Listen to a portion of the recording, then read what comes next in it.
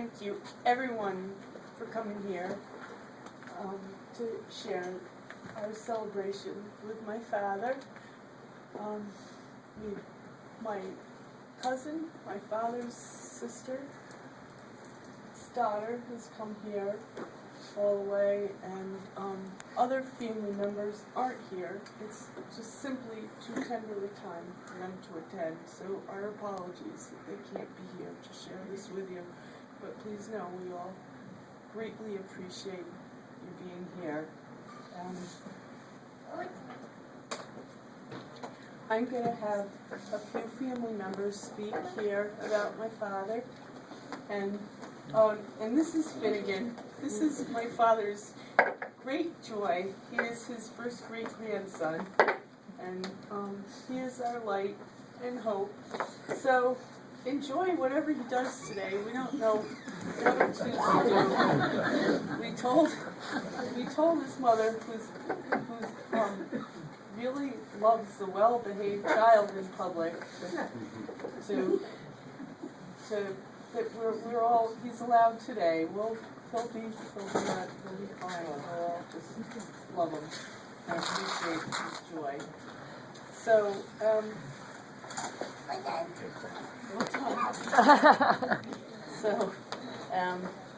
and after the family speaks, I've asked two other friends to speak. There'll be time for anybody else who wants to say a word. Please share with us.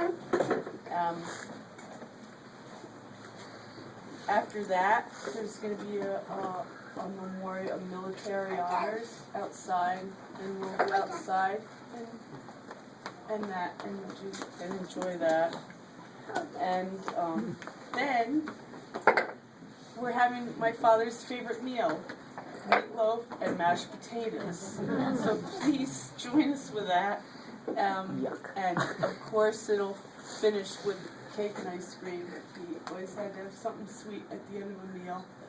And I made some chocolates, and beer and wine is on us. If you need cocktails or mixed drinks, they're available for purchase at the bar. And kick back and relax and maybe throw a shoe or two in memory of Dad. And our great thanks to the Ladies Auxiliary who work tirelessly with such love and care to put this together, and much thanks to the VFW.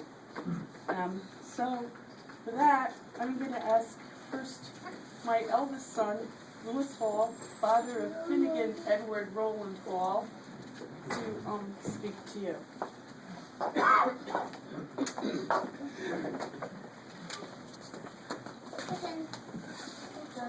Cowley height for the microphone there.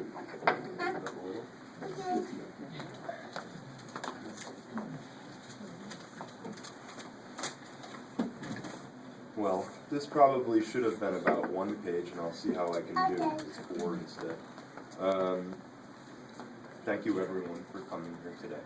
Pop would have wanted to share a day like this with you. It was fitting that I finished writing this little speech in Pop's armchair in his studio this morning. If any of you have taken a tour, you would agree that it was one of his favorite spots, overlooking Betty's garden, with the Clancy brothers playing softly in the bedroom. In that setting, I was reminded that we're not here to mourn, but to rejoice. To rejoice in the memories we all share of a truly amazing man. Being a good teacher and following in Pop's footsteps into the educational world, I looked at the definition of the verb to mourn. According to Webster's dictionary, to mourn is to express grief or sorrow. Eddie, Ed, or Pop, as I have always known him, would not have wanted us using that word today, that verb today. The only thing that Pop mourned was his relationship with pancakes. During the war, they were apparently so good that he never ate them again. Webster's indicates that a loss has occurred, and it most certainly has, resulting in tremendous sadness for those of us left behind. I need to remind you that all know that Pop was a happy man and rejoiced in things like wine and family and friends and art and a good pitch to horseshoe bit, and most of all, his loving wife. He lived well, and in so doing touched all of those that crossed his path. Pop's love for life was reaching. Last night, when I checked into the Old Stone Inn up on the hill, a small pen and ink of the inn was, it caught my eye. I couldn't place why it looked so familiar until later when I looked harder and saw familiarity in a bush. Concentric squiggly lines gave it away. I don't know what that means, but he did this thing with kind of concentric squiggly lines, and it was him, and I saw it. And of course, it was none other than Pop saying hello. His work and life are everywhere in this town. I know only a fraction from his stories, writings, and art, and the stories other people tell me of his life. What I do know is enough to know that he made me smile. And would want all of us smiling when we think of him. He would want us to have pinwheel cookie or a glass of wine and to rejoice in his life. We are here today not to mourn or be grief-stricken or to feel sorrow, but to celebrate. We are here to revel in the many joys that Eddie has brought us, to share stories about the ways Pop made life fun, about his Mickey Mouse wizard hat, or his teachings of the exact way to shuck corn, or even how to wrap stained glass. Last week I drove here to see Pop, and on the way I listened to one of Pop's beloved musicals, The Man of La Mancha. He played that song for me a lot when I was a little. Pop always reached for the unreachable star. Ed would want all of us to do the same. Thank you, and enjoy the day.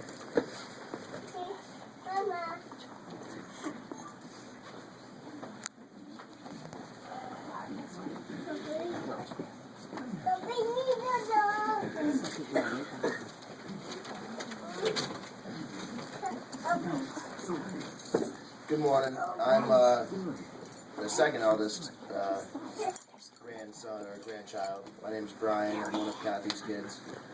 I was asked to read a letter from a longtime family friend, Fred Lebrun, today, who couldn't be here, but he wrote a nice little letter to share with all of you. So, attempting to say just a few heartfelt words in Ed's memory, I know can't do him justice, and will only rob this jewel of a man of all those facets I'm assured others will touch on. So I offer instead of an essence of his character. I offer instead his essence of character, his overwhelming sense of humanity. He had a heart as big as the moon, a leprechaun's smile, a druid's bent for religion, and an unrelenting sense of humor that made him so much fun to be around. How that man made us laugh. Also, he was a reliable house painter and a truly wonderful teacher. And finally, for the record, if the bar is not open yet, this is not a sanctioned event. I believe the Horseshoe Throwers Handbook makes reference to that, or as Ed would say, at least it should.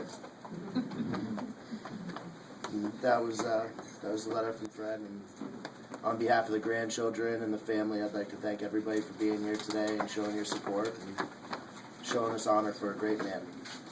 Thank you.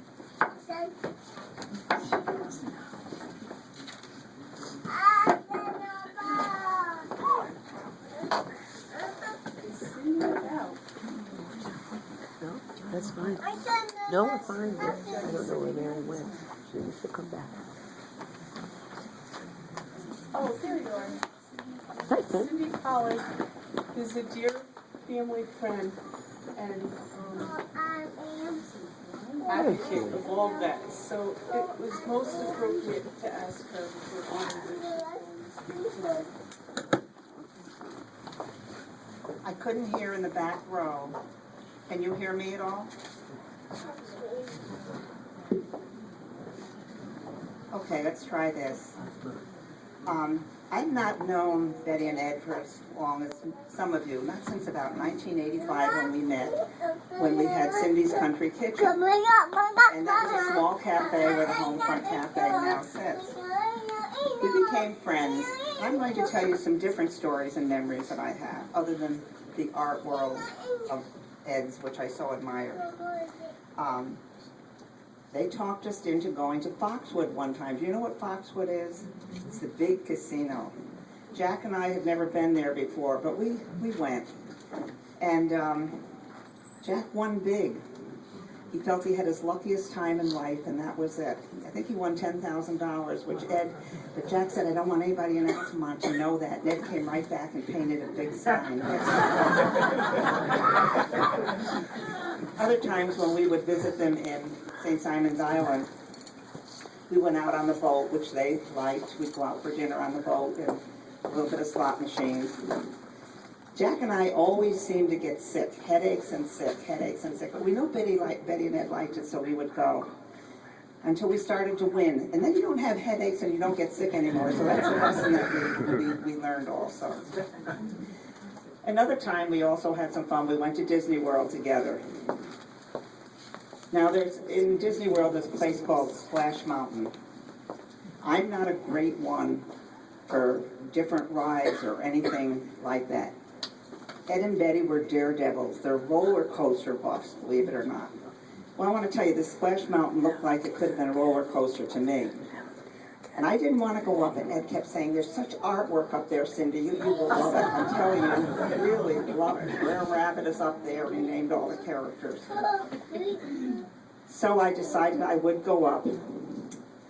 And it was beautiful outside, but as we came down, I thought, oh no. And all the way, and Betty was cute. She put Ed and Jack in the front seat so we wouldn't get splashed so hard in the back seat. But I'll tell you, all the way down that ride, I think the words out of my mouth were not good, and it sounded like something like, oh, shoot, all the way down. I have never been on Splash Mountain since then, never been on a roller coaster. I'm for the lower level. When we opened the cafe in 1997 as the Homefront, Ed designed the sign and the outside painting of the building. I didn't know what colors to paint the outside of the building, and Ed finally said, use your colors, use the red, white, and blue, and he designed it and had it painted that way, and I've always appreciated that. With the World War II Memorial, when the Homefront wanted to raise funds, and we were trying to do that through inspiring the community, we had a raffle, and Ed offered to have the first prize as a painting. Whoever won the raffle would receive a painting of their house, courtesy of Ed Cowley. We did pretty well for that as a community. I think we raised over $17,000, and that was pretty neat. Betty and Ed were always supportive. From her gardens, Betty would share her flowers. Ed would participate with other veterans to welcome school classes to the Homefront. When Jack and Mark started to renovate the military equipment, he was so fascinated by that. He would be up there watching them and whatever, and I used to call it the junk in my driveway. And Ed carefully told me, it's not junk, it's art. So now I refer to it as art in my driveway because of Ed. I thoroughly have appreciated Ed, his sense of humor, his family, his work. And I think that the people in Altamont have a great deal to be grateful for what he has left with us. These past years, and especially these past months, have been hard, difficult, and draining on their whole family. I pray that time will heal all wounds and leave you with only precious memories. And to you, Ed, dear friend, I say goodbye and thank you.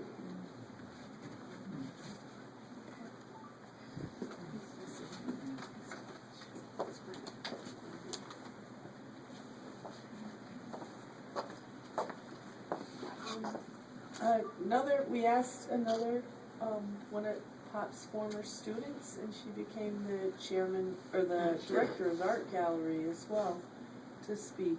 Mary Jo, are you back? Yes. There she is. Thank you so much.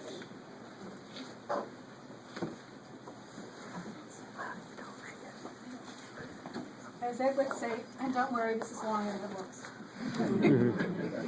So within, the exciting early days of the establishment of the art department at the new university at Albany, it was then called SUNY, coupled with the proximity to the powerful New York City art world, its influences and museums, it was challenging indeed to teach contemporary art classes. Also involved with creating a new art department, hiring new faculty members, and one of them is here, Robert Cartmel. I saw you come in somewhere. Bob was here from the very beginning. Dealing with the new administration, and we all know what that's like, it was a task ready-made for Ed Cowley. Ed was intelligent, confident, and creative. He also had a visionary nature with a visionary's enthusiasm, coupled with a generous, helping of chutzpah, not discouraged by others' cautionary tales. But after all, he was Irish. He could do anything. He could deal with the wishes of the powerful New York State Governor, Nelson Rockefeller, who, when he was touring the nearly completed art building, turned and asked, "Where's the art gallery?" None had been planned nor budgeted. But no problem. Ed said, "Just remove 2 floors from the end of the building, and voila, we had a 3-story art gallery." Of course, no one noticed that there were no walls left on which to hang the art. It was all windows. Ed said, "No problem, we'll deal with that later." Right then, Ed had another challenge. He had to find a gallery director with the skill and knowledge to run an art gallery in an academic setting. And he found the perfect one. His friend Don Moshon, an artist and architect, who after many, many hours of persuasion, fortified with many bottles of wine, he poached right off the faculty of RPI. One of Ed's many shining moments. As a teacher and mentor to the students entering the new university, Ed was generous with his time and talent. He was everything to us. During dread class art critiques of your latest painting, he could usually guess which museum exhibition or gallery in New York City you had recently been to, but he would never directly nor harshly criticize the tendency of developing creative artists to be heavily influenced by what they had just seen, nor would he publicly denounce your work as being derived from the ideas of others. His students loved him for that, and for his constant, gentle guidance.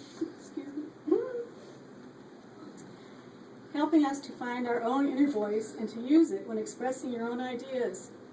He took an interest in our lives off campus as well, and we were frequent visitors to his and Betty's home on the hill in Altamont, a place I'd never heard of before then. We were invited to participate in his annual event of the outdoor contemporary comment exhibitions held in Altamont, which I'm sure many will remember with fondness, maybe not. Later, when I was on the staff of the University Art Gallery as its assistant director, it was a frequent drop-in to the office, if only for a few minutes, and always left us laughing. He and the director, Nancy Little, were great friends. We always knew that Valentine's Day was nearing when Ed would stop by to show us the latest huge, extravagantly decorated, heart-shaped box of chocolates he had just scored in his lunch hour for Betty. I once asked him what he did with all the numerous decorated box lids, and he replied with his impish grin, "We have them hanging up all over the house." I think he regarded them as American folk art. Ed would also drop by just to make Joanne Liu, the gallery secretary, dissolve into laughter by exhibiting his famous penchant for wearing mismatched colored socks. He always delivered the straight-faced line, "I have another pair at home just like these." One day we needed some signage for the gallery, and we called up Ed to see if he would come down and do some for us in his easily recognized format. He came down with a fistful of high-colored magic markers and sat at Nancy's desk with the signboards. We continued chatting with the visitor to the gallery. When in the background, we could hear the constant squeaking of Ed's wielding the magic markers. Squeak, squeak, squeak, squeak. So we turned and looked over at Ed, who looked up over his glasses and said, "Some of my signs sound better than others." So we dissolved into laughter, of course. In the fall of 1987, Nancy Little, the museum director, hi. Oh, yeah. Art. Curated the largest one-person exhibition of the work of Ed Cowley for the University Art Museum. It was a labor of love for the museum staff, many of whom were former students, to move, along with Ed and his friends and family, much of his work to the museum, including his famous stained glass room.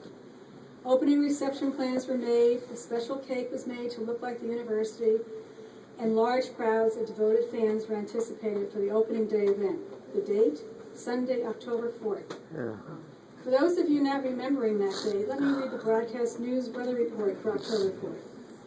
An unprecedented early season snowstorm struck the Northeast on October 4th, 1987, dropping 2 feet of snow on the higher elevations. The situation was compounded by the extremely wet nature of the snow with trees in full leaf, which caused extensive power outages lasting up to 2 weeks and downing thousands of trees. The surprise of the snowstorm wasn't even forecast. Of course, the show went on. 4-wheeled vehicles and chainsaws were called into service. Ed perseveres and attributed it all to Irish luck and made it to the opening. Many did not, however, but the days and following weeks of the exhibition drew the largest turnout of visitors we had ever had. The gallery was filled each day by students, current and past, and with visitors lovers of his art and of Ed. Whenever Ed's work is on an exhibition, crowds follow. The contributions Ed Cowley made to the art program at the University at Albany, and indeed to the university itself, last until this very day. On closing, I just wanted to show you 2 things of a personal note. In 1997, when I was the museum's director, I curated an exhibition for the museum entitled Memory and Mourning, Shared Cultural Experiences. It was an exhibition which explored how artists worldwide and the practices of different cultures deal with memory, loss, and death. Ed and Betty went to the exhibition, and continuing this long practice of expressing support to his former students, he wrote to me this tender note, and I would like to share just a part of it. And he sent it on the beautiful drawing of his house where he colored with the fall colors on the trees. And he wrote, "Dear Mary Jo, yesterday was the 10th anniversary of my Ice Storm exhibition, and I was thinking of your museum, and I decided it would be not out of place of me to tell you how much I'm impressed with the current exhibit. It really fulfills the best sense of what a university exhibition space can achieve. By that it means it involves so many disciplines in a thought-provoking way. Everyone on your staff should be complimented." And he went on to say it was a tough theme. But furthermore, I'm hand-coloring my tree card with a few of the fall colors, possibly mourning myself, the passing of summer, but more likely celebrating the fact that the ice storm was 10 years ago. So there it is, a memory that I can work on forgetting. One more thing. 11 years ago, when we moved to Altamont, my husband and I commissioned Ed to make a stained glass window, for a 4-foot stained glass window for our home. Excuse me. So, typical of Ed, he wrote a whole story of the window. It's a view of Maple Avenue as you look towards the gazebo and the escarpment. And he wrote 2 words about the window and the story, but then he also included this legend of the glass. And I just want to leave you with a few wonderful Ed Cowley isms. The perspective is meant to be loose and fluid, and I hope it works, with lively uncertainty, equivocal-like. The truck and cars are a glassy test of the dot plan. They are trained to avoid the curbs. The curbs don't want to be hit either, of course. Little holes in the glass are intended to provide a touch of sparkle. So that's the story, in case there are questions. Thanks, Ed.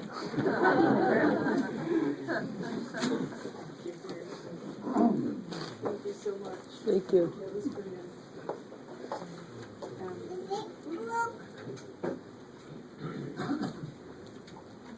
We brought along, this is a painting of the train station from 1966, and it seems so appropriate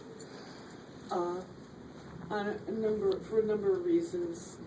First, he loved Altamont so much and all the buildings, and he worked to preserve the train station with his friends here. I see some of them here. The Altamont Planning Association. And also a train station. A station is a platform, it's a point of departure for a new journey. And my dad's off on a new journey, so it seemed like a good thing. We have little Ed Cowleys for each of you. So we have Jim and Wanda were fabulous, and they quickly helped us get these together. The boy's father had taken a picture of it, so Lou Ball, so we luckily had this, and we were able to put this together. Down the back is the parting glass, which is a song sung at the close of the night in Irish pubs. And it speaks about life and something that my mother and my father, a song that they enjoyed very much. And it sings about sweethearts, and so we included a picture of my mother and father together, his sweetheart. And it's not the standard memorial card with the one photo of the one person, but as Jim Gardner said, he always did things his own way. So we did it totally. We did it different. So please come and take one at the end. As you know, my father was in Patton's Army, the 94th Infantry Division. Here's his hat hanging there, and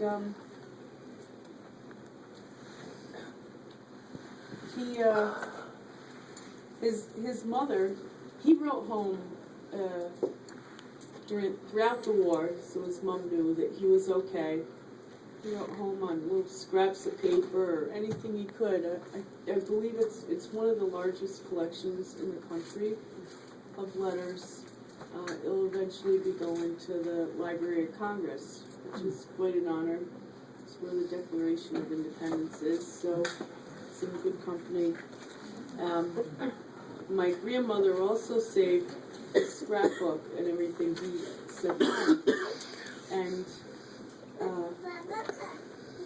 in that scrapbook we found this letter that Eisenhower had written on VE Day. And Dad used to say he couldn't get away from Eisenhower, that he was his boss for so many years. In World War II, he was his general. And afterwards, when he went to Columbia, he was the chancellor. And then he became his president. So, but he loved this letter. And his words, we didn't realize what a fine writer Eisenhower was until we found this letter. And the words, some of them are more commonly used now, but in 1945 I think they were more powerful. Anyways, I just wanted to read it to you because I read it to my father. We probably read this letter 6 times a year, minimum. And I'd read it and he'd laugh. And so please let me read it to you. It was sent from the 94th Infantry Division headquarters to every member of the command on May 9th, 1945. The crusade on which we embarked in the early summer of 1944 has reached its glorious conclusion. It is my special privilege, in the name of all nationalities represented in this theater of war, to commend each of you for your valiant performance of duty. Though these words are feeble, they come from the bottom of a heart overflowing with pride in your loyal service and admiration for you as warriors. Your accomplishments at sea, in the air, on the ground, in the field of supply have astonished the world. Even before the final week of the conflict, you had put 5 million of the enemy permanently out of the war. You have taken in stride military tasks so difficult as to be classed by many doubters as impossible. You have confused, defeated, and destroyed your savagely fighting foe on the road to victory. You have endured every discomfort and privation and have surmounted every obstacle ingenuity and desperation could throw in your path. You did not pause until our front was firmly joined up with the Great Red Army coming from the east and other Allied forces coming from the south. Full victory in Europe has been achieved. Working and fighting together in a single and indestructible partnership, you have achieved perfection in unification of air, ground, and naval power that will stand as a model in our time. As we celebrate victory in Europe, let us remind ourselves that our common problems of the immediate and distant future can best be solved in the same conceptions of cooperation and devotion to the cause of human freedom as have made this expeditionary force such a mighty engine of righteous destruction. Oh, my father loved words, and there's some powerful phrases in there, and he'd just laugh. But he did, with those letters, he had written home and spoke of the atrocities, and we pursued liberator status for the 94th Infantry Division. It never came about, and it's a freak of history. As everyone knows, the 94th led the drive to the Rhine, so it's only logical that they would have been recognized as liberators, but the brass of the 94th were all long dead, and the 94th itself had been decommissioned. So, anyways, my father and his buddy Tom Manthe, much to their, they didn't want to do it, but we were pursuing this liberator status, and when he realized that if they were recognized as liberators, that the 94th flag would be flown at the Holocaust Museum and in the rotunda on, I'm so sorry, it's a Jewish holiday of remembrance. Once a year, is it Yom Kippur? Anyways, he said he would do that for his comrades, and he and Tom both painfully wrote their testimony of the day that they came upon. They came upon 3 camps, but the one camp that was filled with the dead and dying, and was I guess probably cathartic for him, because he hadn't spoken of that since World War II. And same for Tom. And I had to call Tom this week and tell him that his buddy, whom he had spent 2 years aggressively involved with saving his life daily, had passed on. I didn't seem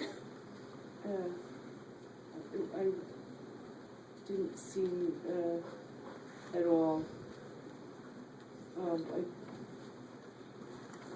It didn't seem right for me to be sharing that news with that man who had spent so much time and to whom I owe my very existence. So, anyways, here's to the 94th and the greatest generation of the world, the greatest generation, and my father, and I was very proud and always knew that he was a hero.